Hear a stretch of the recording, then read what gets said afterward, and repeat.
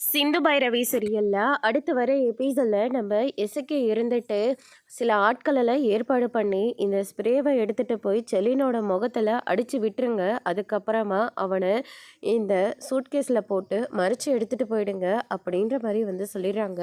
அவங்க பிளான் பண்ணபடியே செலினை கடத்தி வச்சிடுறாங்க.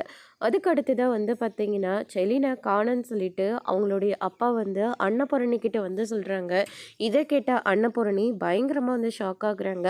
மண்டபம் ஃபுல்லாக செலினை தேடிட்டு இருக்காங்க. ஆனால் எங்கேயுமே இல்லை அப்படின்னு சொல்லிட்டு நம்ம சிவா சொல்லிடுறாங்க. அதுக்கு அடுத்துதான் நம்ம காயத்ரியை அழுதுகிட்டே வராங்க. மாறன் தான் செலினை கடத்திட்டு போயிருக்கணும் அப்படின்ற மாதிரி சொல்லிடுறாங்க. இதை கேட்டோன்னே அன்னபூரணியும் ரொம்பவே ஃபீல் பண்ணி அழுந்துட்டு இருக்காங்க.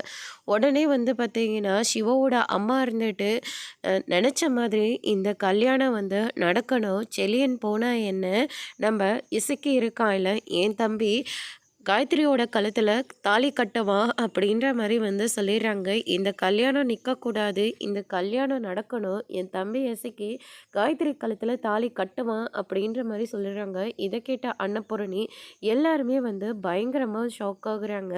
அதோட இன்னைக்கான பிரம முடிச்சிருக்காங்க. காயத்ரியை கல்யாணம் பண்ணிக்க போகிறது செலியனா இல்லை இசக்கியான்றதை வரப்போகிற எபிசோடில் பார்க்கலாம். தேங்க்யூ.